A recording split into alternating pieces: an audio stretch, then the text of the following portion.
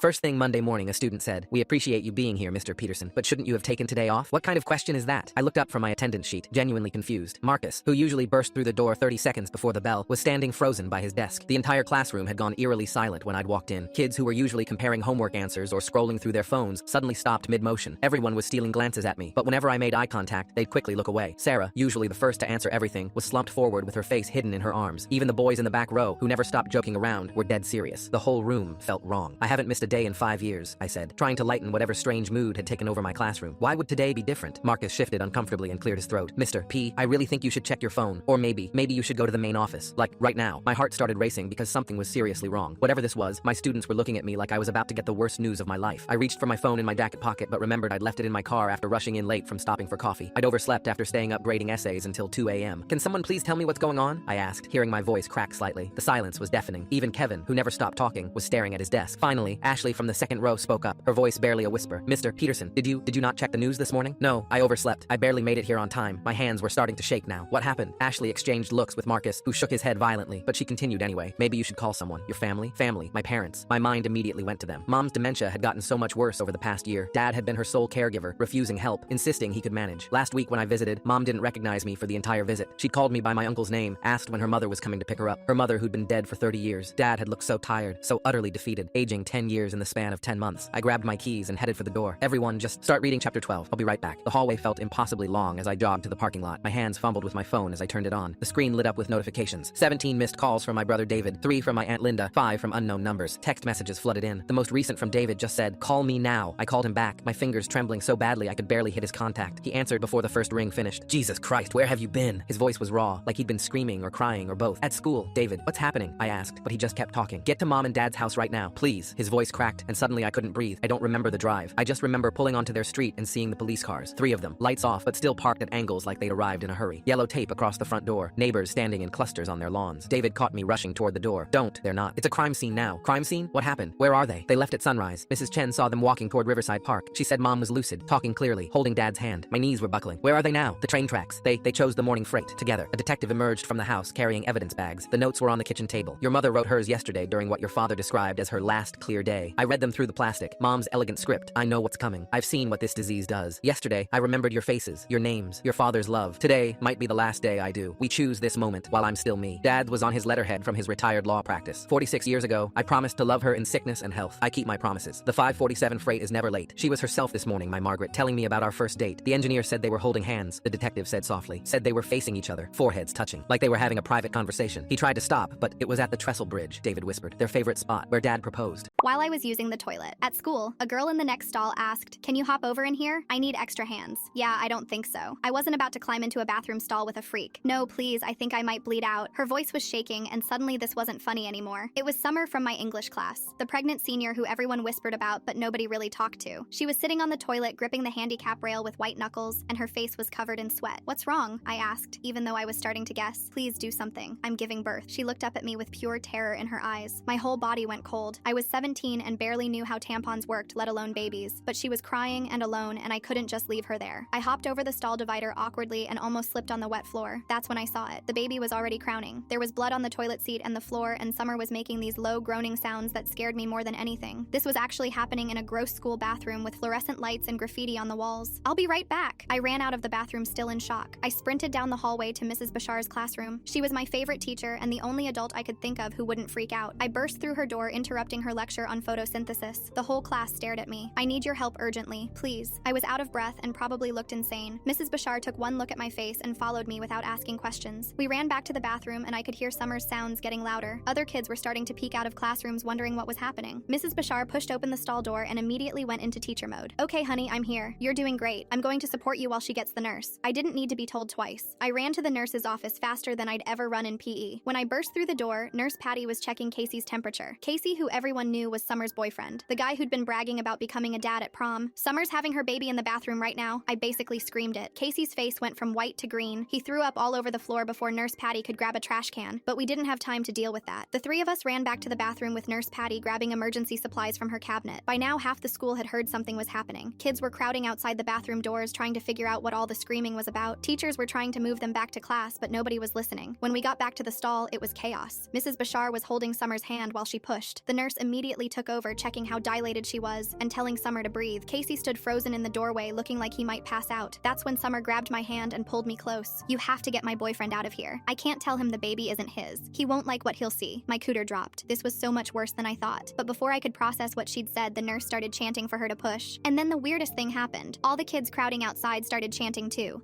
Push, push, push. Like this was some kind of twisted pep rally. I tried to get Casey to leave, saying he looked sick and should get air, but he wouldn't budge. He kept saying he needed to be there for his kid. His kid. I felt sick knowing what was about to happen. The baby came fast after that. One final scream from Summer and then a different kind of cry filled the bathroom. A tiny baby cry that made everyone go silent. Even the kids outside stopped chanting. Nurse Patty wrapped the baby in paper towels since that's all we had. She handed the bundle to Summer, who was crying and shaking. And that's when everyone saw it. The baby was beautiful and perfect, but definitely black. When did you find out your parents wanted you to die? The grocery store security footage showed my face hitting the floor. Blood pooled around my head where I cracked it on the tile. When I woke up in the hospital, I immediately threw up blood. "You're literally starving to death," the doctor told me. I tried to sit up, but the room spun violently. "I need to get back to work. Rent is due tomorrow." She pushed me back down. "You're 16 years old and you weigh 80 pounds. That can't be right. When did you last eat a meal?" 3 days ago, I think." She looked horrified. "Where are your parents right now?" "In the basement playing their online game like always. They don't know you're dying. They told me not to bother them unless someone is dead." "You almost were dead." "Almost doesn't count, according to them." She glanced at my chart. "You work 2 jobs and go to school?" "I work at 4 in the morning delivering newspapers, then I go to school, then I work at the grocery store until midnight." "That's physically impossible. Red Bull and gas station pills make it possible." "You're taking stimulants?" "I have to pay rent or we get evicted." "Your parents don't have jobs?" "They quit 2 years ago to become professional gamers." "Are they making money from gaming?" I laughed. "They've made exactly $0, but they keep saying fame is coming any day now." "How much sleep are you getting?" My thoughts kept slipping away like water through my fingers. 3 hours on a good night, but usually less. "Do you ever feel dizzy or confused?" "Every single day, but I can push through it." She stared at me in disbelief. "Your parents make you work while they stay home gaming all day?" "They're trying to build their streaming career. They need my support." She examined my arms, which looked like twigs. "You're 40 pounds underweight because you're feeding them instead of yourself. You don't understand. They should be able to follow their dreams after the sacrifices they made for me." My manager, Jimmy, had been sitting in the corner listening. He finally spoke up, looking sick with guilt. "I should have said something sooner. This kid has been falling apart for months. He has been seeing things at work that aren't real." The doctor turned to him quickly. "What kind of things?" "Yesterday, he was having full conversations with nobody for 20 minutes straight." I felt my face get hot. "Sometimes when I'm really tired, I see shadows that aren't there." "That's your brain literally shutting down from exhaustion." Jimmy looked broken. "And last week, I found him unconscious in the freezer. He had been in there for 40 minutes and had blue lips. I was just resting my eyes." "You could have died, but I didn't, so it's fine." The doctor checked my blood work again. "Your body is failing and you're still defending them. They're my parents. I owe them everything. You don't owe them your life. Without me, they'll be homeless. Without them, you'd be healthy." The doctor called Child Protective Services and a social worker arrived within an hour. They tried calling my parents 23 times before anyone answered. The doctor put them on speaker so the social worker could record everything. I could hear battle sounds and screaming from their game in the background. "This better be important because you just made us lose a ranked match." The doctor spoke calmly. "This is the hospital calling about your son who collapsed at work. What does that lazy piece of garbage want now? He's in critical condition from severe malnutrition." My dad exploded. "Of course, I should have just let him die when he was born instead of wasting 16 years feeding him." Everyone in the room froze. "Your son is hospitalized with severe exhaustion and malnutrition," the doctor said carefully. "That lazy waste of space better not miss his shift tomorrow or we'll all be homeless." My mom grabbed the phone next. "He has to give us $800 by tomorrow or I'm selling everything he owns." The doctor's voice got ice cold. "Your child's organs are failing from working to support you. Stop making excuses for that pathetic failure because he can't handle a simple job." Then my dad said something that made the nurse leave the room crying. "If he dies, at least we will get his last paycheck and life insurance money." My mom added, "We could probably sue the grocery store for millions if he dies on the job." The social worker started shaking with rage. "You just admitted to wanting your child dead for money. So what? We spent thousands raising him. We deserve to get paid back somehow." Jimmy looked at the social worker with tears streaming down his face. "This kid is coming home with me and my wife right now." I panicked thinking about what would happen to them. "They'll lose the house without my money and end up on the streets. They're grown adults who can get jobs like everyone else in the world, but they're my parents and I'm supposed to help them. Parents are supposed to protect their children, not use them as slaves." The social worker started emergency paperwork immediately while I cried. "You're never going back to those monsters again, no matter what." Now that I live with Jimmy, I sleep 8 hours every night and eat 3 meals a day. My parents lost their house and live in a tent behind the library. "What's the most embarrassing thing your wife caught you doing?" "Oh yeah, you like that?" I yelled into my headset microphone. "Beg daddy for more," I added. Just my wife busted through my door. "Gotcha," my wife shouted. Dozens of people poured into the room, glaring at me. My parents, her parents, my best friend, and even a lawyer were all there to witness the greatest misunderstanding of all time. So, I told my wife I needed to focus for 2 hours because I had an important commitment with friends. I locked my office door and put a cute little "Do Not Disrupt" sign on the outside. My wife ended up walking by and hearing me through the door growling, "Yeah, baby, just like that. That's exactly what I've been asking for." She froze and pressed her ear against the door. "Oh, Adam, you're so good at this," a high-pitched feminine voice said, giggling. "Are you staying on all night? I need you." My wife's hands started shaking. Her heart pounded. She heard me laugh and say something about getting dirty and going all night. She stumbled to our bedroom and sat on the bed staring at nothing. When I came out 2 hours later, I kissed her goodnight like nothing happened, not realizing that my wife was already brewing up a plan on how she'd end me. My wife started sitting beside my locked door, secretly recording all of the suspicious sessions on her phone. She caught the female voice taunting, "Adam, is that the best you can do?" And me responding with, "I'm gonna destroy you so hard." "Yes, daddy," the female giggled. My wife even managed to record me saying, "I spent $500 on her last night and I'd do it again. She's perfect. She's everything I wanted." With all the male voices congratulating me, my wife was understandably furious, showing the recordings to her sister. "That's definitely a woman," her sister said, "and she sounds young." "Oh Oh my god, is your husband? Is he having an affair? They went to a divorce lawyer the next day. He listened to the recordings and nodded grimly. Get video evidence, he said. Get witnesses. We'll bury him in court. My wife assembled what she called the intervention team. Both sets of parents. My best friend, who she convinced would be saving me from myself. The lawyer with his phone ready to record. Her sister with her phone as backup. Even our neighbor who was just happy to be a part of something fun. We'll catch him mid-affair, my wife said with rage in her eyes. And she did catch me doing something, just not what she was expecting. So that night, during my usual gaming session time, the entire intervention team burst through my door. Gotcha, my wife yelled, but everyone else just froze, staring at me and my computer monitor, showing a cartoon dragon breathing rainbow fire at a bunch of wizards in ridiculous clothes. Can I help you? I asked, blinking back at them. Adam, the high-pitched female voice shrieked through my speakers. Did you just go AFK during the boss fight? We're dying here. My wife pointed at the speakers frantically. There, that's her. That's the woman he's been cheating on me with. What? Cheating? I pulled up my Discord window and showed them the 5 male friends I'd been gaming with every week. Ray, Simon, and 3 random teens that kick butt at the game. That voice you've been hearing, that's Ray, I said, pointing to the bald guy on the screen. He waved and said hi with the female voice changer still on. Everyone took a step back in horror. He quickly turned the voice changer off. Oh, sorry about that, he said now in his regular voice, deep and gravelly like a truck driver who'd smoked for years. Ray shared his screen and showed his Discord settings with the anime girl voice changer chosen as his primary microphone. So no cheating, no girl, just men, I said, suddenly starting to feel embarrassed. While the others looked convinced, my wife still wasn't satisfied. Why would a grown man use a voice changer? My wife demanded. People help girls more in the game, Ray said in his normal voice. I get free stuff all the time, just acting all cute. Plus, it's hilarious. He switched it back on. Daddy. Everyone on the Discord call gagged in disgust. So freaking cringe, one of the teens said. My wife looked at me, then at the screen, then back at me. But all those things you were saying, it's just banter between boys, I said, my face burning red. My mom turned to my wife. The woman you were worried about was Ray? I told you we should have just asked him, my best friend muttered. The neighbor raised his hand. So, no drama then? Can I still tell people I was here? My dad had moved closer to the screen, squinting at Ray's hot elf character. So you can dress up your elf girl however you want? Harold, no, my mom snapped. My parents demanded I should do 50% of all chores, but they didn't expect that to backfire on them. We're done being your servants, Mom announced, slapping a contract on the kitchen table I'd scrubbed an hour ago. This says that you will do exactly 50% of all household chores. Sign it. She started recording on her phone while Dad stood behind her, arms crossed. We're exhausted from carrying you. The irony was incredible. I'd been doing way more than 50% of everything for 2 years, while they couldn't even tell you where we kept the laundry detergent. Mom hadn't cooked since 2022. Dad hadn't touched a vacuum in forever, yet they genuinely believed they were doing most of the housework. 50%, or find somewhere else to live, Dad added, wearing the shirt I'd ironed that morning. I looked at the contract, then at their smug faces, then I signed it with a smile. You're absolutely right. 50% starting tomorrow. I promise I'll never do more than my exact share again. They actually high-fived each other, like they'd just won a free slave in the lottery, not realizing their problems were about to skyrocket. The next morning, Mom was on the phone with her sister at 6 a.m., bragging about their breakthrough in parenting. We finally taught him responsibility, she gloated. Kids these days need firm boundaries. Dad chimed in from the bathroom. Should have done this years ago. Watch how smooth everything runs now that he knows we mean business. They moved through their morning routine with the confidence of people who'd never had to think about clean clothes magically appearing in their closets or lunches mysteriously packing themselves. That's when I decided to follow exactly what the contract said. 20 minutes later, I started the laundry and pulled my clothes out mid-cycle, leaving the machine full of soapy water. Dad discovered his work shirts floating in cold gray water at 7 a.m., his confident whistling dying mid-note as he started screaming from the laundry room. He missed his critical client meeting trying to dry a shirt with Mom's hairdryer, still damp patches visible during his afternoon presentation. Mom fared no better. She'd assumed her presentation outfit would be clean as always, only to find it buried under a week of their dirty clothes. She did her Zoom presentation to corporate in a wrinkled gym shirt, her credibility evaporating as quickly as her promotion chances. By Wednesday, the house reeked. I'd taken out exactly 1 trash bag, mine, leaving theirs to ferment in the summer heat. When Mom's book club arrived, I watched from my spotless half of the living room as her best friend's face contorted at the smell. We're doing exactly 50-50 now, I explained cheerfully, showing them Mom's recorded contract. She was very insistent about fairness. The women exchanged glances before suddenly remembering other commitments. Mom's smile cracked like old paint. The real collapse came Friday when Dad's boss arrived for dinner. I'd vacuumed exactly half of each room, leaving a perfect line down the middle like a bizarre art installation. The dining table was set only on my side, where I sat eating takeout while Dad frantically tried to explain why half their home looked abandoned. Where's the food? Dad hissed in the kitchen. I only bought my half of groceries. Cooking for others would exceed my share, I called out, loud enough for his boss to hear. The man left after 15 minutes, muttering about family issues. When they realized they'd messed up, they attempted gaslighting me into going back to how things were. You're being deliberately difficult, Mom accused during another family meeting. This isn't what we meant and you know it. I pulled out my phone, playing back her video from the first meeting. You said, and I quote, exactly 50% of all household chores, no more free rides. I have spreadsheets showing I'm doing precisely 50%. Dad tried a different angle. You're supposed to be mature enough to understand what we really meant. Oh, so you meant I should read your minds instead of following the written contract you made me sign? They went silent, awkwardly avoiding my eyes. They couldn't exactly scold me about doing exactly what they wanted me to do. When their friends started joking about the 50% house at social gatherings, they cracked. Please just go back to how things were before, Mom begged. We didn't realize you were doing so much. Dad nodded frantically. We'll rip up the contract. Just please clean the bathroom properly. My boss is coming for dinner tomorrow. I leaned back in my chair, savoring the moment. Actually, I'm really enjoying this new system. It's given me so much more time for studying, and my grades have never been better. Plus, you were right. 50% is much fairer than what I was doing before. The panic in their eyes was palpable. The food delivery driver asked me, "Ma'am, are you alone right now? My husband's on the way home." I lied, immediately feeling nervous from his question. The delivery driver held my Chinese food, peeking into my house. "What does your husband look like?" he asked. "Sorry, listen, I have a movie to catch. Here's an extra tip." I pushed a $5 bill at him and reached for my food. "But what does he look look like? He pressed more desperately, his tone making all the hair on the back of my neck stand up straight. I grabbed my food and practically slammed the door in his face before turning the deadbolt. Now, I know weird people deliver food all the time, but I wasn't ready to become a true crime story that people make YouTube videos about. But 20 minutes later, just as I'd forgotten all about him, I walked into the kitchen to get some ice cream and noticed that his car was still parked on the street with the engine running. When his eyes met mine through the window, I closed the blinds in a panic and fell to the floor covering my mouth. My phone buzzed with a text from an unknown number. "This is your delivery driver. Where is your husband? Are you still by yourself right now?" I didn't respond, but my hands were shaking. Another text came through immediately. "Please answer. It's important." Through a crack in the blinds, I watched him get out of his car and walk back toward my house. The pounding of my heart filled my ears. I crawled around, turning off all the lights, closing all the blinds on the first floor. Then, a third text. "Come outside." 2 words that made my spine tingle. I heard his footsteps on my front porch, gently knocking like he didn't want to scare me even more than I already was. "Annabelle," he said, voice calm and eerie. "Annabelle, I know you're in there. Please come out." I couldn't take it anymore and figured if I threatened him with the cops, he'd leave. I stupidly opened the door just a crack with the chain still on. "You need to leave or I'm calling the police." Before I could react, his hand shot through the gap and unhooked the chain. He grabbed my arm and dragged me out of my house. I tried to scream, but he was already throwing me into his backseat and slamming the door. I tried to leave, but the child lock trapped me inside. I kicked at the window weakly, even screamed as he calmly got into the driver's seat. He reached down and pulled out a baseball bat that he set in the passenger seat. "Call the cops," he told me. "What?" I said, suddenly thrown so far off all the panic drained from my body in an instant. "Call the cops now." He repeated it while staring straight ahead at my house. His hands were on the steering wheel and he wasn't even looking at me. I fumbled with my phone and dialed 911. "There's a delivery driver and he grabbed me and forced me into his car." I told the dispatcher, but even as I said it, something felt wrong. Why would he want me to call? The bat was sitting in the passenger seat, but he wasn't threatening me with it. He was just watching my house like he was waiting for something. "Ma'am, where are you now?" the dispatcher asked. "I'm in his car outside my house on Maple Street, but he's not driving anywhere. He's just sitting here, watching my house." I looked at his face, then traced his gaze back to the second floor of my house. I gasped when I saw it. A man moving from room to room. My blood went cold. "There's someone in my house." My voice came out as a whisper. "I'm outside with the delivery driver, and there's an intruder in my home." I hung up the phone and looked at the driver. "Is this why you asked me if I was alone?" He looked at me, his face full of concern, not violence. "I saw him climb through your attic vent when I pulled up with your food. I thought maybe it was a teenager sneaking back in, but when I saw you, I knew you were too young for that. When I asked about your husband and you told me he was still out, I got worried," he explained. "All this time, this man was trying to warn me. I tried to get you to come outside, but you wouldn't listen. I couldn't let you stay in there with him, so I had to grab you." Just then, police cars came screaming down my street, surrounding my home. The man inside tried to run out the back, but they were waiting for him. They tackled him on my lawn, his bright orange jumpsuit visible. The cops told me later he was an escaped convict who'd broken out of prison transport 2 hours earlier after killing a guard. He'd been hiding in my attic while I ate Chinese food below him, probably waiting for me to fall asleep. The delivery driver saved my life by literally dragging me from danger I didn't even know was there. I tried to thank him, but he just shrugged. "No problem, it's what delivery personnel are trained to do." "Wait, what?" My dad suddenly burst into my room and yelled, "Did you eat the pills from my drawer?" "Yeah," I said, looking up from my phone where I'd been scrolling TikTok for the past hour. Dad's face went from worried to absolutely terrified in half a second, like I'd just told him I'd jumped off a roof. How many did you take?" His voice cracked and he grabbed my shoulders hard enough to hurt. 2, I had a headache from studying. He actually stumbled backward and had to grab my desk to keep from falling. "Oh God, no, no, no!" He was pacing now, running his hands through his hair so violently I thought he'd rip it out. When did you take them?" "Like an hour ago, Dad." "What's wrong? You're scaring me." He stopped dead and his face went even whiter. "I took one too, 20 minutes ago. I thought they were Tylenol." He sat on my bed and put his head in his hands, and that's when my stomach dropped because Dad never panics, not even when our house almost burned down last year. "We need to tell your mother." "Oh God, she's going to kill me." He looked at me with genuine fear in his eyes. "Do you feel anything? Dizzy? Hot? Is your heart racing?" I wasn't before, but now my heart was pounding from pure terror. Mom came running when Dad yelled for her, and I've never seen someone's expression change so fast. Confused to furious to absolutely horrified in about 2 seconds. "You left them where she could find them?" She was screaming now, actually screaming. "Are you insane?" She rushed over, checking my pulse with shaking hands, looking at my pupils, feeling my forehead. "Baby, how do you feel? Any nausea, chest pain, trouble breathing?" Before I could answer, my older brother Matt walked in looking annoyed until he saw Mom basically giving me a medical exam while Dad sat there looking like he might puke. "What's happening?" Matt asked, but Mom was already on the phone with someone, nearly crying. "Yes, my 15-year-old daughter. She took 2 of them about an hour ago." "No, my husband took one too." Dad kept checking his own pulse and muttering about contraindications and drug interactions, which made everything scarier. Matt spotted the pill bottle on my nightstand where Dad had thrown it. He picked it up, read the label, and his eyes went so wide I thought they'd pop out. "Oh my God, Dad, you didn't!" He looked between our parents with this expression of complete disbelief. "These were just sitting in your room? These?" Mom snatched the bottle before I could see what it said. "We're going to the hospital right now," Mom announced, already grabbing her purse and keys, mascara running down her face from crying. "This is serious. This could cause—" She stopped herself, which made my imagination go crazy. "Heart attack? Stroke? Liver failure?" Mom practically dragged me to the car and I'd never seen her drive so fast. "Mom, am I going to die?" I asked, and she started crying harder. "No, baby, no, but we need to make sure you're okay." Matt was in the back looking up something on his phone, and whatever he read made him make this choking sound like he was trying not to laugh, but also horrified. "Matt, this isn't funny," Mom screamed. "Your sister could be—" I know, he said, but I could see him biting his lip hard. We screeched into the emergency room parking lot, and Mom practically carried me inside even though I could walk fine. They took me back immediately, which terrified me more because emergency rooms never take anyone back fast unless they're dying. The doctor came in, this younger guy trying so hard to look professional, while Mom held my hand crying and apologizing for not hiding the medication better. Then the doctor came back with my test results on his tablet. So, I need to discuss the results with you. My heart stopped because that's how doctors say you're dying in movies. There is nothing we can do now. She will have to wait it out. He was hiding his face. I could tell something was seriously wrong. I couldn't take it anymore. Am I gonna die or what? They all went silent. The doctor took a deep breath and said, how do I say this? Then my mat said it for him. Relax. Worst case scenario, you'll just get bricked up. My dad completely covered his face. I looked at the doctor. What? But the doctor nodded. He's right. The pill you took was Viagra. Dad didn't make eye contact with me for a week after that. What's the most inappropriate assignment a teacher has ever given? My phone buzzed during a client presentation with the number every parent dreads seeing during work hours. It only means something has gone horribly wrong at school. The secretary's voice was tight with barely controlled panic when I answered. You need to come to the school immediately. There's been an incident regarding your son Patrick with the Mother's Day celebration that requires your immediate attention. I apologized to my clients and drove to the elementary school, my hands gripping the steering wheel until my knuckles turned white. Patrick had never been in trouble before, and this was completely out of character for my quiet 8-year-old, who usually spent recess reading books about dinosaurs. The main office was in complete chaos when I arrived, with parents flooding in and the principal trying to manage what looked like a full-scale crisis. Their new teacher stood in the corner looking shell-shocked. Through the glass window of the conference room, I could see Patrick sitting at the table with his chin raised defiantly. Torn paper and destroyed crafts covered every surface like someone had detonated a craft store. Their new teacher launched into her explanation before I even sat down. Your son destroyed 6 weeks of Mother's Day projects that the children have been working on, including cards and painted handprints and clay sculptures that were supposed to be gifts. She pulled out her phone to show me a video she'd taken, and I watched my sweet Patrick systematically ripping apart every single card on the display table while his classmates watched in stunned silence. He destroyed everything right as parents were arriving for our special Mother's Day presentation where the children were supposed to read their cards aloud. The principal shifted uncomfortably in his seat while the teacher continued her tirade about destruction of property and traumatizing other students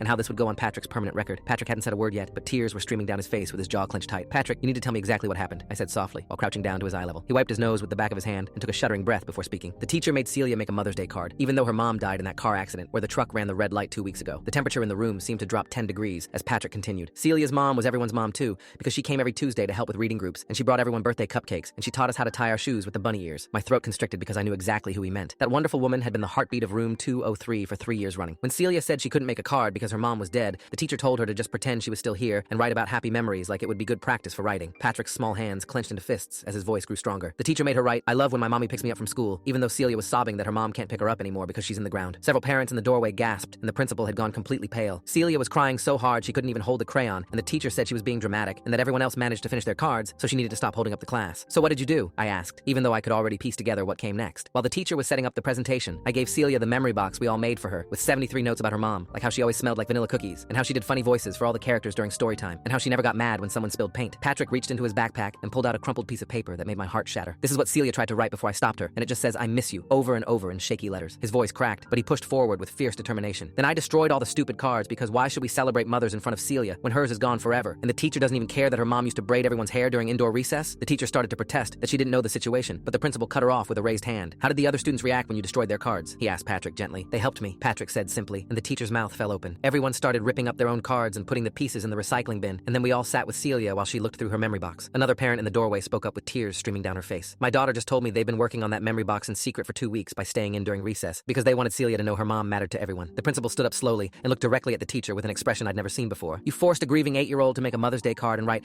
I love when my mommy picks me up, 2 weeks after we all stood at her mother's funeral. The teacher stammered something about following lesson plans, but the damage was done. My girlfriend said she wanted to be friends with benefits, so I treated her exactly like one. I've been planning Miranda's dream Valentine's Day for weeks when she destroyed me over brunch. I just pulled out my phone to confirm the reservation at the restaurant she'd been dying to try when she interrupted me. God, you're so clingy and needy. We need to talk, she said, pushing away the flowers I'd brought. I can't do this anymore. It's suffocating. You're always trying to be romantic, always wanting to do couple stuff. My heart broke. We're about to be a year Miranda. Exactly why we need to set boundaries now. From now on, we're best friends who happen to sleep together. Treat me exactly like you treat Nate or Will. No flowers or special treatment, just buddies. I'm just someone you have sex with. She said it like I was pathetic for wanting more. The couple next to us looked horrified. If that's what you want, I said quietly. She rolled her eyes. Finally, maybe now you'll stop being so desperate and embarrassing. Valentine's Day arrived. Miranda texted asking about if we had plans. I responded that I was going to Nate's to watch the game. She could come if she wanted. Dead silence for an hour. Didn't we have a reservation? She finally asked. I reminded her that I don't make romantic reservations for my buddies. That night, she showed up at Nate's in a red dress and heels. I handed her a beer without looking up from the TV and went back to the game. When she tried to sit next to me on the couch, I pointed to the recliner across the room. Dude, you're blocking the TV. Nate looked confused. Miranda's face went red. She spent the night watching us play video games and talk about sports. Her birthday came 3 weeks later. I got her what I got all my bros, a 6-pack of beer and buffalo wings from the sketchy place near campus. She stared at the grease-stained container like it was radioactive. Where's my actual gift? She asked, voice shaking. That is your gift. Same thing I got Will last month. Pretty good wings too. But I'm your girlfriend. No, you're my friend who I occasionally sleep with. Your exact words. She didn't speak to me me for 2 days. The real entertainment started at her company's spring gala. She'd begged me to come, bought me a suit, and said it was important for her promotion. When her boss approached, asking how long we'd been together, I corrected him immediately. "Oh, we're not together." Her boss looked bewildered. "But she said you were her boyfriend of 10 months? Nah, she doesn't do the relationship thing. We're buddies who hook up occasionally." She was actually just telling me how suffocating real relationships are. Miranda grabbed my arm so hard it left marks. Her co-workers started whispering. At her cousin's wedding in May, the disasters multiplied. When they called for couples photos, I stayed seated playing on my phone. "We're not a couple, just friends with benefits," I explained to the photographer who asked 3 times if I was sure. During the slow songs, I was at the bar with other guys talking about basketball, while she stood alone on the dance floor. Her family kept asking if we'd broken up. I explained cheerfully that Miranda didn't want to be together, just friends with benefits. Her grandmother nearly fainted. Her mom pulled her aside for a long conversation about self-respect and not letting men use you. By month 3, she was getting desperate. She'd try to hold my hand in public. I'd give her a fist bump instead. When she leaned in for a kiss at dinner, I went for the high five. "Bros don't make out at restaurants," I said. The waiter smirked. When she said "I love you" one night, I responded with "Love you too, bro," and immediately turned on the game. She started suggesting romantic restaurants, weekend trips, and couples activities. Each time I'd counter with group functions, group trips, or inviting the guys along. She'd wear lingerie. I'd ask if she wanted to play Call of Duty. The explosion came at my birthday party. She'd planned something romantic, candles everywhere, expensive scotch, a photo album of our memories. I walked in with 12 people and turned it into a poker night. When she tried to give a girlfriend speech about our journey together, I cut her off. "Yo, Miranda's giving a toast. My good buddy Miranda!" Everyone clapped awkwardly. She ran to the bathroom crying. My sister followed, later reporting that Miranda was sobbing about how I treated her like just another dude and how humiliated she felt that everyone knew I wouldn't claim her. That night, after everyone left, she sobbed hysterically. "I want to be your girlfriend, your actual girlfriend, with romance and flowers and everything. Please." I looked at her with genuine confusion. "But you said that was suffocating and desperate. You said we're just friends who have sex sometimes." She tried to argue, but I cut her off. "I'm actually really comfortable with this arrangement now. You were right. No expectations, no embarrassing romance stuff. Just friends." "What toxic relationship test did you pass that destroyed everything?" "My girlfriend's best friends have this sick tradition where they constantly test boyfriends to make sure they're not toxic or controlling. They create situations to trigger jealousy, then shame any guy who reacts. If you show any possessiveness, you're labeled an abuser. If you get upset, you're manipulative. Only the truly evolved men who show zero jealousy are deemed worthy of marriage." Claire's friends started it after one of them dated a controlling guy in college. When Claire and I started getting serious, I knew what was coming. I'd been saving for a ring, planning our future. I was scared to lose her. "My friends want to make sure you're one of the good ones," Claire said. "Just be yourself." But being myself meant admitting that I did get jealous sometimes, that I cared who she spent time with. Her friends made it clear that wasn't acceptable. "Jealousy is toxic masculinity," her friend Maeve lectured me. "A secure man trusts completely." So I became the perfect nonchalant boyfriend they wanted me to be. When they took Claire to a male strip club for a random Tuesday night, I smiled and said, "Have fun." My stomach churned for hours. When they posted videos of Claire getting a lap dance, grinding on some oiled-up dancer, I liked the post. "So supportive," comments said. Inside, I was dying. They started inviting Claire's ex-boyfriend Blake to group events. "We're all adults here," Maeve announced. "Unless someone has a problem with that." Everyone looked at me. I shrugged. Why would I care? Blake started texting Claire constantly. Inside jokes, memories. "Remember when we..." Messages that lit up her phone at midnight. I watched her smile at them, wanting to scream. Instead, I said nothing. The tests escalated. They convinced Claire to go on a weekend trip to Vegas without me. "Couples need space," they said. She posted photos in tiny dresses, dancing with random men. Her friends commented about the hot guys buying them drinks. When she came home with a hickey she claimed was a curling iron burn, I just nodded. My instincts yelled at me, but I kept my voice calm. "Sounds like you had fun." They created a fake Tinder profile showing Claire was single and active. When I saw it on her friend's phone, accidentally of course, I felt my world tilt. "You're not going to freak out, are you?" Maeve asked, watching me like a hawk. "It's just a glitch," I said. "Technology, right?" She looked disappointed. Her friends would openly flirt with other men in front of me, then watch to see if I'd warn Claire. They'd make comments about how certain actors were hall passes and shouldn't count as cheating. They'd ask Claire about her ex's new girlfriend, saying she was a downgrade, waiting for me to react. I never did. I swallowed every emotion, every instinct, every normal human reaction. When Blake showed up at Claire's apartment at 2 a.m., drunk and needing to talk, I was there. Claire looked at me, waiting. Her friends were texting her, I could tell. This was another test. "He can crash on the couch," I said, dying inside as I left them alone. "You're so mature," Claire said, but her voice sounded flat. The facade fell apart at Maeve's birthday. They hired a psychic who was actually Maeve's cousin. She told Claire that her soulmate was someone from her past who would return. Everyone looked at Blake, then at me, waiting for the jealous boyfriend to explode. I raised my glass. "To soulmates," I toasted. Claire's face fell. Later that night, she cornered me. "Do you even love me?" she asked. "You watched my ex-boyfriend sleep in my apartment. You liked a video of me grinding on a stripper. You don't care who I text or where I go." My jaw dropped. "I thought that's what you wanted," I said. "A guy who isn't toxic." "I wanted a guy who loves me enough to care," she said. "My friends kept pushing because they were sure you'd finally show some passion, some sign that losing me would hurt. But you never did. You just didn't care." "I cared about everything," I finally admitted. "The strip club made me sick. Blake's texts made me want to punch walls. That Vegas trip, I didn't sleep for 3 days. Then why didn't you say anything?" "Because your friends said jealousy was toxic. That caring who you're with makes me controlling. I was trying to be what you needed. I needed someone who would fight for me," she said. "Not someone who'd watch me slip away with a shrug." She ended it that night. Not because I failed their tests, but because I passed them. Her friends were shocked. "He was perfect," Maeve said. "He never got jealous once." "Exactly. What kind of man doesn't care if he loses me?" Claire said. I finally erupted in emotion. "You know what? Your tests are toxic manipulation disguised as feminism. You destroyed something real." Maeve's face darkened. "We were protecting her from ending up with an abuser." "No, you were abusing me and teaching Claire that love means mind games and manipulation." That was 6 months ago. I went to therapy to recover from the emotional manipulation and learned that love didn't require any tests. Claire's dating someone new now. He told Blake to back off. He said the Vegas trips were inappropriate. Her friends call him controlling. The tests continue, but he doesn't play. How do I tell my crush I fell in love with her kids? I found my work crush Cher crying in the break room, looking completely stressed. "My dad's in the hospital and I need to fly out tonight, but I can't find anyone to watch my kids. My ex won't answer. The babysitter I hired bailed, and I can't afford to miss this flight, but I can't afford anything else either." She leaned against my shoulder, crying even harder. I volunteered without thinking. "I'll watch them," I said, heart racing from how close she was to me. "Are you serious? It's 3 kids. 3. For at least 2 weeks. I waved my hand around like a lovesick fool. Psh, how hard can it be? The kids showed up at my apartment that night with tons of suitcases. The oldest, around 14, looked at her mom and said, "Really? Another boyfriend?" Cher's face went red. "He's just a friend from work, Camilla." The middle one, 10, rolled his eyes. The youngest, 7, wouldn't even look at me. They stood in my doorway like they were being sentenced to prison. Cher hugged them quickly, told them to be good, and left for the airport. I stood there with 3 kids who clearly hated me and realized I was in way over my head. The first morning, I woke up early to make them pancakes when the oldest one, Camilla, laughed. "She's not here, you know. You can stop trying," she said. "Besides, you're not her type. Mom doesn't date guys without kids. We've seen this a dozen times already." It hurt, but it wasn't a lie. Cher's coworkers, guys from her gym, men from dating apps. Everyone wanted to play dad until they realized 3 kids meant actual work. And the kids really didn't make it any easier. From spilling drinks on my laptop to turning the TV up during important Zoom meetings, they hated every second with me. "Dude, just survive until she gets back, then ask her out," my friend told me. That became the plan. Survive 2 weeks, do whatever to keep the kids happy, be the hero, finally land a date with Cher. But like most things, it doesn't always happen the way you want it to. Sometime within the second week, the middle kid, Murph, came home from school trying to hide a black eye. Before I could even ask, Camilla grabbed ice from the freezer and held it against his face. "Just pretend you didn't see anything," she told me coldly. I bent down beside them and asked in a kind but stern voice, "Tell me what happened. Just leave me alone," he said, turning away. I shook my head. "I'm not here to lecture you, or get mad at you, or do anything without your permission. Not even tell your mom, but I need to know what happened." Murph blinked at me and frowned. "Someone called me an orphan because I don't have a dad." I patted his head and thanked him, walking away as calm as I could, even though all the blood in my body was boiling with anger. The next afternoon, I took a half day at work and showed up at their school in a rental GTR, strikingly white, engine purring like a monster. I rolled down the window and waved, wearing sunglasses and a black polo. "Who's got the coolest dad now?" I said loudly, as Murph and his friends ran over excitedly. Murph watched his bully's jaw drop and quickly hopped in. He rolled down the window and flipped him off, which was my signal to immediately drive off the middle school campus. "Okay, I like the enthusiasm, but let's never tell your mother about this," I said, grinning. I picked up the other 2 kids and took them to In-N-Out for a quick afternoon snack, then surprised them with a baseball game. Murph ate in a helmet full of nachos, and I managed to snag a foul ball for little Celia. "Not bad, old man," Camilla said, watching her siblings enjoy the game. We made sure to take pics with the car and at the stadium, all covered in ketchup and mustard. I sent everything to their mom with a caption, "We wish you were here." After that, things between me and the kids sort of changed. When the youngest, Celia, had a nightmare and called for her mom, I sat beside her bed, reading out fairy tales until she fell asleep. I made the kids meals and lunchboxes, and we spent weekends crying to Camilla's favorite series, To All the Boys I've Ever Loved. In the last week together, I surprised Camilla at her secret choir concert, showing up with flowers, recording the entire show for her mom. She saw me in the audience, and her tough girl mask slipped for just a second. "You did great, kid," I told her after the performance. She hugged me back. "Thanks for being there for me." Cher finally came home after weeks of delays. The kids ran to her immediately, spilling about all the cool things we managed to do. Cher laughed. "They never warmed up to anyone before," Cher said, watching her kids show me their homework like it was totally normal. "What did you do?" "I stopped trying to date you and started seeing them like they were one of my own," I said. She blinked. "What?" "I mean, I cleared my throat and took a deep breath. I volunteered to help because I like you. I've liked you for 3 years. But when I was caring for these kids, I felt a different kind of love that I never expected to have. And I just showed it to them the best way I could." Cher stared back at me, speechless. That's when the youngest, Celia, walked over with a drawing of the 5 of us smiling. "Can't we keep him?" I nodded. "Can't you keep me?" Cher laughed and agreed. My husband ignored me after I almost died giving birth until the male nurse said, if she was mine, I'd hold her hand. He lost it. My husband begged me to have his baby for 3 years before I finally agreed to get pregnant. The second they wheeled me into the recovery room after my emergency cesarean, my husband pulled out his phone and started playing some stupid mobile game he's obsessed with. I was struggling to hold our daughter so she wouldn't cry while eating and managing my pain. Meanwhile, he sat in the corner tapping his screen and cursing when he lost matches. "Your food's getting cold again," said a voice from the doorway. I looked up to see my nurse Austin walking in with fresh ice chips. He was tall with kind eyes and he had been taking amazing care of me for the last 5 days. "The cafeteria actually made something edible today, but you haven't touched it." He glanced at me, struggling to balance the baby while reaching for my tray. "Here, let me take her for a minute so you can actually eat something." I practically shoved my daughter into his arms because my incision was screaming and I hadn't really eaten anything in 2 days. "Please, take her before I drop her trying to reach that pudding cup," I said, and he laughed before glancing at my husband, who hadn't moved in 3 hours. "Earlier, your husband was asking the nurses if the cafeteria had better Wi-Fi because his game keeps lagging." I nearly choked on my food. "He actually asked them that?" Austin looked uncomfortable for a second, then seemed to decide something. "Yeah, and yesterday when the nurse asked if he wanted to do skin-to-skin contact with the baby, he said that was, quote, your thing, not his," direct quote. The words hit like physical blows. I found myself staring at Austin, who was gently swaying with my daughter, humming something soft while my husband hadn't held her once in 5 days. It shouldn't have hurt as much as it did, but tears started forming anyway, probably from hormones and exhaustion and the fact that I almost died giving birth to his child. Austin immediately grabbed tissues and wiped my face for me because my hands were shaking. That simple gesture made me realize nobody had touched me with kindness in months. "I'm sorry, that was unprofessional of me." "No, you were just telling me the truth," I said. "I just can't believe you almost died 4 days ago and he's worried about internet speed," Austin said quietly, putting my daughter in her bassinet carefully. "You know that's not normal, right?" I thought about how my husband always forgot I was pregnant until I was 6 months along because he never looked up long enough to notice my growing belly. "He didn't come to a single prenatal appointment," I heard myself saying, "not even the ultrasounds." Austin sat on the edge of my bed and his face showed something between professional concern and barely contained rage. My wife had 12 appointments and I went to every single one. From across the room, my husband suddenly shouted "fucking campers" at his screen loud enough to wake the baby. He had the audacity to look annoyed when she started crying. Austin stood up to get her but stopped and looked at my husband. "Your daughter is crying," he said flatly. My husband didn't even look up. "She'll stop in a minute." I felt something break inside my chest. Austin picked the baby back up and walked closer to my bed. "You know what kills me about this job?" He adjusted the baby's tiny hospital hat and continued. "Sometimes I have to watch men mistreat their wives. I always think, if that was my wife who almost bled to death delivering my baby, I'd be holding her hand every second, not playing on my phone like some teenager whose mom dragged him to visit his sick grandma. But maybe I'm just old-fashioned about marriage and basic human decency." My husband shot up from his chair there so fast his phone clattered onto the floor and he actually kicked it trying to get to us. What the hell did you just say? He demanded, storming over to where Austin sat completely calm, still holding our daughter. I was talking to your wife about my experiences working here, Austin said professionally, but if you heard something that offended you, maybe you should ask yourself why. My husband suddenly grabbed our daughter from Austin's arms, asking if she needed to be changed. I don't need some wannabe doctor hovering around my family, he spat. I've got this handled, now get out. Austin stood slowly and looked him directly in the eyes. All right then, quick question since you've got this handled. When did she last eat? My husband's mouth opened and closed, but nothing came out. After Austin left to continue his rounds, my husband said, that nurse needs to be reported for harassment. I stared at him. What's our daughter's name? I asked quietly. He rolled his eyes. What kind of question is that? Obviously it's... He stopped. His hand actually started reaching for his phone like the answer might be there. When did your in-laws stop treating you like a gold digger? My boyfriend's parents still make me eat in the kitchen when I visit their house. Not joking. His mother Rosalind literally sets up a food tray by the dishwasher while the family eats in the dining room. This all started when they saw one photo of me in hospital scrubs and decided I was a gold digger, trying to marry their trust fund son for money. Reggie, his father, slides me $20 bills after dinner for my lunch money. Rosalind asked me to wash my hands twice before touching anything, since nurses are always dirty. My boyfriend just smiles and lets them talk. He knows I love a good verbal sparring match, and more importantly, he knows the truth about what I actually do at that hospital. Last month at their annual family reunion, I found out just how little they thought of me. Rosalind had set up 2 dining areas, the main room with crystal and china for family, and a kids table in the sunroom. Guess where my place card was? You'll be more comfortable with the children, Rosalind announced. Less pressure to keep up with adult conversation. I moved my card to my boyfriend's table. I think I can handle it. She physically moved it back. Nurses are used to pediatric units anyway, aren't you, dear? I work with plenty of children, I said, looking directly at Reggie. Usually they're better behaved than your husband. Her face went scarlet, and she ignored my comment entirely because she knew it was true. During cocktails, she kept interrupting every conversation I joined. The mayor asked about our healthcare policy. Before I could respond, Rosalind cut in. She's just a nurse, not a policy expert. She just takes blood pressure and empties bedpans. And yet I still contribute more to society than your book club, I fired back. Reggie's brother asked my boyfriend why he was slumming it with the help. I answered before my boyfriend could. Same reason your wife is slumming it with you. Love makes people do crazy things. The room went silent. Maggie, Rosalind's sister, laughed nervously. Such a sharp tongue for someone who takes orders all day. I might take orders from doctors, but you take orders from your pool boy. We're not the same. You should have seen the look on her face. During Reggie's toast about family achievements, he ended with, and our son even brought his temporary friend from the hospital. Temporary? I stood up. Like your hairline? Or Maggie's last 3 marriages? Rosalind hissed at me to sit down. Know your place. I do. It's apparently at the kids' table watching your family pretend they earned their trust funds. My boyfriend was biting his napkin to keep from laughing. His family only hated me more with each clapback. Then came the defining moment. Rosalind was showing off her new diamond bracelet to her relatives when her champagne flute slipped and shattered on the floor. She gasped, clutched her temple, and collapsed into the broken glass, her entire body going rigid before starting to shake violently. My eyes went wide, and I instantly knew that she was having a seizure. The room exploded into chaos. Reggie froze, screaming, "Someone call 911," over and over. Maggie shrieked about lawsuits since that's the only word she knew. Everyone was panicking, filming, or calling, but nobody was actually helping. I jumped up from the kids' table and slid across the floor on my knees, ignoring the glass slicing through my dress. I turned Rosalind on her side, protected her airway, and cushioned her head with my jacket. "Call 911, I barked at my boyfriend. "Reggie, stop screaming and get everyone to step back. Now!" My voice cut through the panic with absolute authority. When the paramedics rushed in 18 minutes later, the lead EMT froze in the doorway. "Chief Thorne, we didn't know you were here." The room went dead silent. "Family event, Thompson. The patient is stable. She had a tonic-clonic seizure for 87 seconds. No aspiration." Thompson's partner whistled low. "Ma'am, you're lucky the chief of surgery was here. Dr. Thorne runs the entire surgical department at Mount Sinai." Reggie dropped his phone in shock. "Chief of surgery?" Thompson nodded while loading Rosalind onto the stretcher. "Best neurosurgeon in the state. She literally wrote the protocols we use. Your wife probably got better care from her than she would have in an emergency room," Maggie whispered. "But she's a nurse." Thompson looked confused. "A nurse?" Dr. Thorne is the youngest chief of surgery in the hospital's history. She's been running the department for 4 years. We call her chief because she's everyone's boss, including every nurse and doctor at the hospital. As they wheeled Rosalind out, she grabbed my hand weakly, still disoriented but conscious. "Thank you," she whispered. Reggie stood there with his mouth opening and closing. After that night, I never ate in the kitchen again, and Rosalind introduces me as the surgeon who saved my life. My best friend slept with my fiancé, and then came to me with an outrageous request. 2 hours before I walked down the aisle, my best friend Bella came to me and said, "I slept with Ransom yesterday." "Ransom? My fiancé?" "Yes, we had a wonderful time together. I thought you should know before you marry him." Once I heard what she said, I didn't even think. I just ran out in my wedding dress to confront my fiancé and ask him if it was true. But Bella followed behind me and said, "Oh, don't be so dramatic. We both know I am the better option, so he was going to choose me eventually." I turned around and went to slap her, which is when Ransom appeared and grabbed my hand before pushing me away. Then they held hands and announced that they'd fallen in love and told me I should be happy for them on my wedding day. It felt like my heart was being struck by needles. That's how much it hurt. I walked out and removed both of them from my life that day. While they told everyone that I was the one who got between them, I started to slowly move on. I took the promotion Ransom had told me to turn down and became marketing director. My salary doubled in 6 months, so I bought a downtown condo with exposed brick and floor-to-ceiling windows. Then I started rock climbing, ran a half marathon, and traveled solo to Thailand. Yes, I did all that. I even made friends who actually celebrated my wins. My new friend group threw me a dodged bullet party on what would have been my wedding anniversary. Then 6 months ago, Bella showed up at my office with tears in her eyes, not to apologize, not to make amends, but to ask for my help. She said she wanted me to be her maid of honor. She and Ransom were getting married, and she needed my help. "You were always the organized one," she said with a straight face. "Plus, you still have all those vendor contacts from before." She actually referenced my canceled wedding like it was a shared resource. I didn't know what to laugh at, the audacity or the irony. "I need you to coordinate everything. The bachelorette party, the shower, the rehearsal dinner. You know Ransom's family already, so it makes sense." The audacity was breathtaking. I wanted to refuse and throw a stapler at her face, but I played the civilized woman. I simply told her I needed to think about it and hoped she would drop it after a few days, especially since I didn't want to confront them and destroy my own peace. But then she started bombing my phone with venue tours she wanted me to schedule, dress shopping appointments, cake tasting slots. Can you call that photographer you'd booked? Remember that florist you loved? What was that caterer's name? She even sent me a bridesmaid dress link for $400 and told me to buy it ASAP. The worst thing she did was telling people I was already her maid of honor before I'd answered. She actually posted on Instagram about reuniting with my soul sister for my big day. My mom called, confused, asking if I'd really forgiven her. Even Ransom started liking my Instagram posts again. They were both acting like nothing had happened. After 2 weeks of harassment, I was done being polite. I called my friend Sarah, who's an event planner. I need to destroy her publicly but elegantly, I said. Sarah came over with wine and her laptop. We spent 4 hours crafting the perfect response. I reached out to mutual friends Bella had invited and found out she'd told them I begged to be included, that I needed closure to move on. The lies were pathological. Half of them only RSVP'd yes because they thought I was okay with it. Her cousin admitted she thought it was weird but figured I knew best. Ransom's groomsmen were placing bets on whether I'd show up. I documented everything. Sarah helped me plan the perfect confrontation. We picked the location, the timing, the exact words. I even practiced my lines in the mirror. I wasn't going to let emotion ruin this moment. She'd taken enough from me. Once I was ready, I invited Bella for coffee at our old college cafe. She showed up 20 minutes late, already talking about centerpieces. I let her ramble about mason jars and fairy lights for exactly 1 minute. Then I slid my phone across the table. This is my wedding gift to you, I said. It was a public Facebook post I'd just published. PSA, I am not Bella's maid of honor. I am not planning her wedding to my ex-fiance. A woman who sleeps with your fiance 2 weeks before your wedding doesn't get to demand you plan hers. Her face went white. What is that? Did you post that? Take it down right now, she yelled. Everyone can see it. That's the point, I said. Your mom already shared it, by the way. She started sobbing, saying I was bitter, jealous, trying to ruin her happiness. No, Bella, I'm protecting my peace. You took my fiance, my wedding, my deposits, my dignity. You don't get to take my time and energy too. You made your bed, now lie in it, with my ex, who will definitely cheat on you again. I stood up, left cash for my coffee, and walked out. What happens when everyone says you're perfect together, but you need your best friend on every single date? My friend Holly and I were voted couple most likely to get married in the yearbook, even though we told everyone we would never date. But I get why. She was the beautiful homecoming queen, and I was football captain. The usual cliche, except, you know, we weren't jerks to everyone like in those movies. So yeah, the pressure was ridiculous. Every school event, every party, even parent-teacher conferences, someone would pull me or Holly aside and ask when we were finally going to date. Our homeroom teacher literally started a betting pool. The only person who listened was my best friend Kira, who told us, you guys don't have to date just because everyone else wants you to. But I didn't realize she had told us that for a really good reason. Something I found out way later. When Justin Bieber said never say never, he was right. Because at our classmates' pool party, it finally happened. Holly and I were sitting by the fire pit, everyone chanting kiss, kiss, kiss, like we were in middle school. She looked at me, rolled her eyes, and said, let's just get this over with. When we kissed, everyone literally cheered. To me, it felt like nothing. Not bad, not good, just literally pressing your face to another human being. But since everyone was so happy about it, we started dating. And everything went smoothly, right? Not exactly, but it did lead to something so much better. To be fair, our dates weren't that bad. Our first official date was that weekend. Holly insisted Kira come with us. It'll be weird without her, she said. And honestly, I was relieved. We'd always done everything as a trio since 7th grade anyway. So every date, Kira was there. We'd make her sit between us at the movies, all because Holly and I both wanted to be able to hear her jokes and hilarious side comments. And I loved watching her hide her face in her jacket during scary scenes. And at fancy restaurants, whenever Holly and I would run out of things to talk about and start staring at our menus in panic, Kira would jump in with the funniest stories to keep us going. People thought it was weird, but I was having the best summer of my life. With her around, I didn't have to think about how to date someone. The hangouts and conversations just came naturally. Even our families got used to it. Holly's mom started automatically setting 3 places at dinner. My dad called Kira the relationship translator. So when Kira couldn't make it to the next big date, let's just say it was a real eye-opener. Holly's cousin was getting married in San Diego, and I was her +1. I told her to take Kira instead, but Kira insisted, you guys will be fine. It's just 2 days. Enjoy some romancing too. But she was wrong. The car ride on the way there was painful. Holly and I fought each other over Spotify, arguing whether her podcast or my music was the best choice. We eventually just switched to complete silence, making the 4-hour drive feel more like 12. At the wedding, we sat through dinner barely talking, realizing we never really had much to say without Kira around to prompt us. Even when we slow danced together, other couples were lost in each other while we were mechanically following the steps like a recital. Back at the hotel, Holly kicked off her heels and flopped on the bed. This is weird without Kira, she said. I sat down next to her. I was just thinking that. Without discussing it, we both pulled out our phones and FaceTimed her. She answered from her grandma's hospital room, whispering so she wouldn't wake her up. For 20 minutes, she made us laugh with stories about the nurses and her grandma hitting on the doctor. When we hung up, the room went quiet again. Holly turned to look at me. Why is this so hard when she's not around? I knew exactly what she meant. We haven't had a single real conversation all day. I'm exhausted trying to be your perfect boyfriend, girlfriend, we both said at the same time. We looked at each other and started laughing. How bad would it be if we just broke up? She asked. I grinned. I'm sure not as bad as our actual dates. She laughed in agreement. So we went back to being 3 best friends like nothing had happened, except something still bugged me. While the 3 of us were hanging out at Denny's, I looked at Kira and asked, Kira, you knew Holly and I wouldn't work out, right? How? She stopped mid-chew. Because you 2 are better as friends? She shrugged. That night at spring formal, when you told me not to date her. Why? Her eyes widened, surprised. You know why, she said. So quietly, I almost missed it. She turned away, cheeks flushing red, and for a moment, I felt my heart racing anxiously. Then she took a deep breath and turned to face me with a courage I'd never seen before. Because I've been in love with you since 7th grade, Holly gasped, then immediately slapped her hand over her mouth. Sorry, continue. I'm not here, she said, stuffing herself with fries while the scene unfolded. I reached across the sticky Denny's table and took Kira's hand. Kira, I'm an idiot. You were the one who always laughed at my terrible puns. You made every conversation fun. You always remembered the smallest details, down to my allergies. You're nice, funny, and now, I don't think I could go a day without you. We stared at each other silently, too shy to say anything more. So Holly stepped in. Please kiss, she whispered, unable to stop from fangirling. I laughed and leaned forward.